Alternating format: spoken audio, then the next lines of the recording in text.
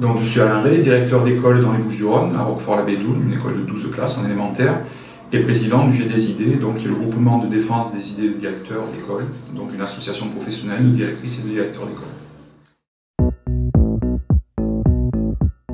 Alors, je dirais pas qu'ils sont en souffrance au sein de leurs écoles, je préfère dire qu'ils sont effectivement en souffrance, et même en grande souffrance, au sein de leur métier. Pourquoi ? Plusieurs raisons à cela. D'abord parce que ce métier est peu reconnu, même si lors du dernier quinquennat il y a eu quelques avancées avec le référentiel métier, c'est un métier qui est plus reconnu. Ça entraîne une identité professionnelle troublée, on va le dire comme ça, puisqu'ils ne sont plus des enseignants ordinaires, puisqu'ils ont une autre fonction en plus de la charge d'enseignement. Ils ne sont pas non plus des personnels de direction, puisqu'ils ont encore cette charge d'enseignement. D'ailleurs, j'ai des idées, on ne parle pas de décharge, on parle de charge d'enseignement, puisque tous les directeurs, qu'ils soient encore en classe ou pas, sont 24 heures sur 24, 7 jours sur 7, 365 jours par an, directeurs de leur école. L'autonomie que le GDSID pense nécessaire commence par une réflexion sur la structuration de l'école.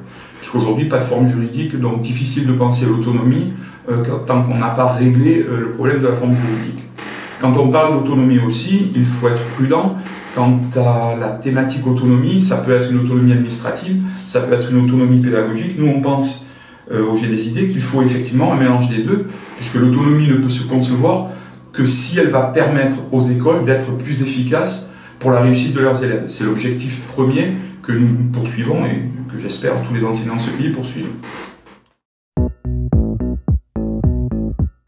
Tout d'abord, des relations humaines fortes. Être capable de manager une équipe, alors le mot parfois fait peur, mais oui, être capable de mettre en mouvement une équipe d'enseignants, mais une équipe élargie, de travailler avec les parents, de travailler aujourd'hui avec les interlocuteurs de la communauté éducative élargie, avec la collectivité territoriale, les animateurs.